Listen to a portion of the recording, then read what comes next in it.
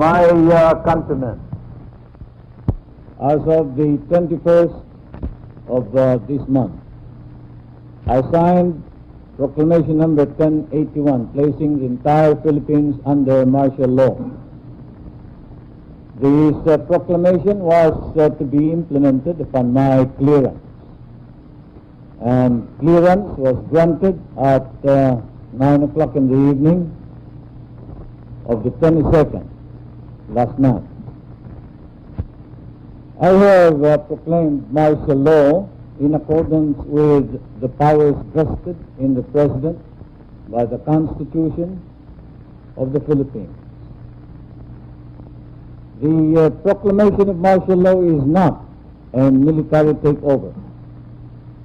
I, as your duly elected President of the Republic, use this power, which may be implemented by the military authorities, but still is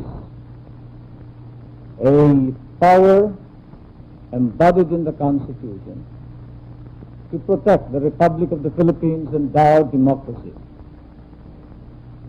A republican, a democratic form of government is not a helpless government. When it is imperiled by the danger of a violent overthrow, an insurrection, or a rebellion, it has inherent and built-in powers wisely provided for under the Constitution. Such a danger confronts the Republic of the Philippines. Article 7, Section 10, Paragraph 2 of the Constitution provides, and I quote, "The President shall be Commander-in-Chief of all the armed forces of the Philippines, and whenever it becomes necessary, he may call out such armed forces to prevent or suppress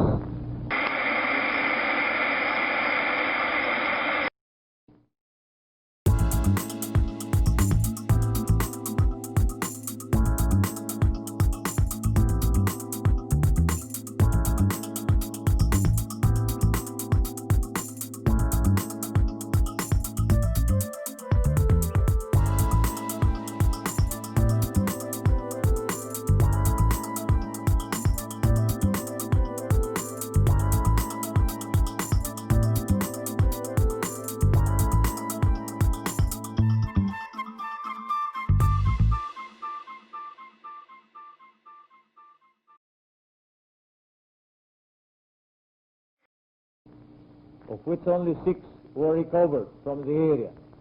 This rocket can pierce steel 18 inches thick and the bricks reinforced concrete of 36 inches thickness, as well as 4 sandbags put together. Also captured by our government troops in this Palanan landing were 2 Browning automatic rifles, which were originally looted by defector Victor Corpus from the arsenal of the Philippine Military Academy. 5 Garand or M1 rifles, 1 telephone switchboard, 7 telephone sets, some magazines for rifles, and many revealing subversive documents. This landing of military armaments and equipment in Palanan, Isabela, indicated, 1, that the claim of the New People's Army that they are well funded, plenty of money, has basis in fact.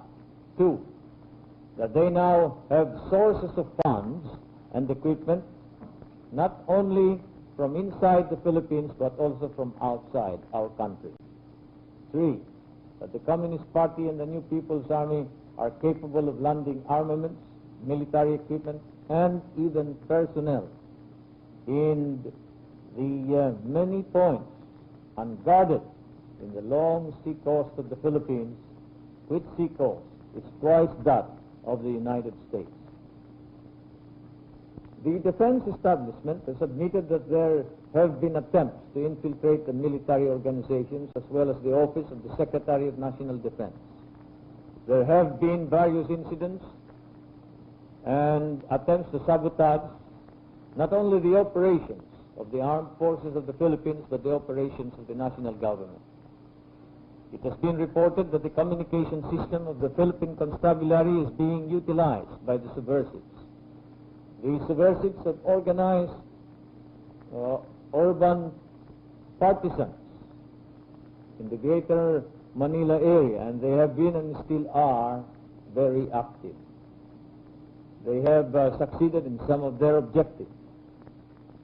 The violent disorder in Mindanao and Sulu has to date resulted in the killing of over 1,000 civilians and about 2,000 armed Muslims and Christians, not to mention the more than 500,000 of injured, displaced, and homeless persons, as well as the great number of casualties among our government troops.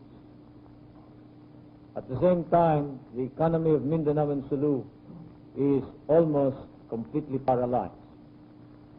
I assure you that I am utilizing this power for the proclamation of martial law vested in me by the Constitution for one purpose alone, and that is to save the Republic and reform our society. I wish to emphasize these two objectives. We will eliminate the threat of a violent overthrow of our Republic, but at the same time, we must now reform the social, the economic, and political institutions in our country.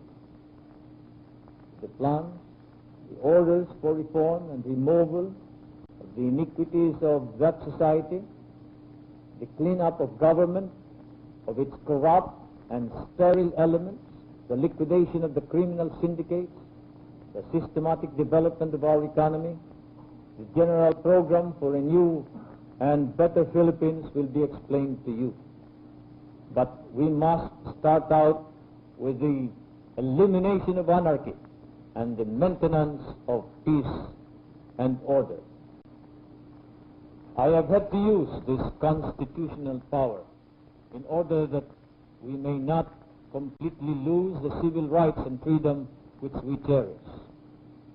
I assure you that this is not a precipitate decision, that I have weighed all the factors. If there were any other solution at our disposal and ability which could solve this problem, we would utilize such a solution, and I would choose it. But there is none. I've used the other two alternatives of first calling out the troops to quell the rebellion, and I have suspended the privilege of the writ of habeas corpus. But the rebellion has not been stopped. I repeat, it has worsened.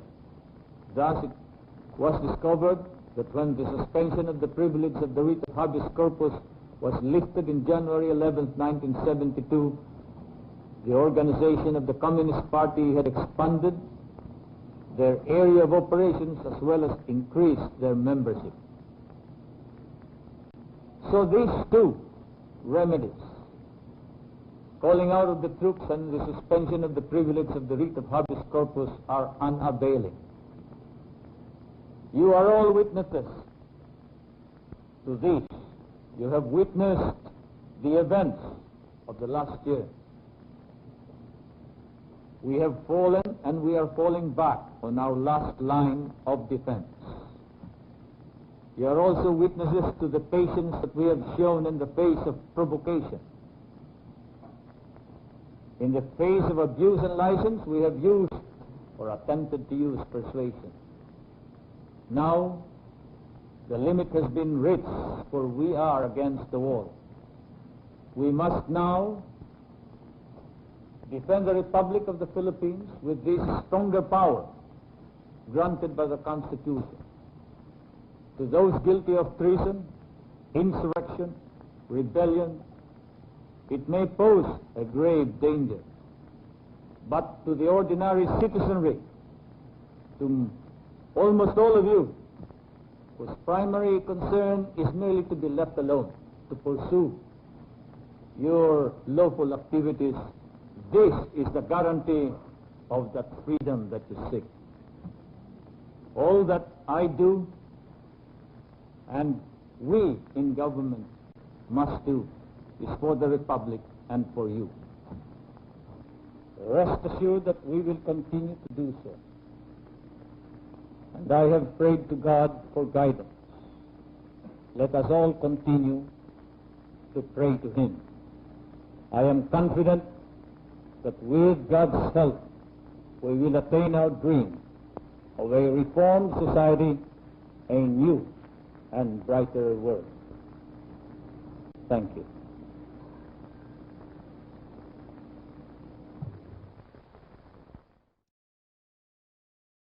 Thank you for watching. For more information, you can visit our website bagonglipunan.com, subscribe to our YouTube channel, like us on Facebook, and follow us on Twitter and Instagram.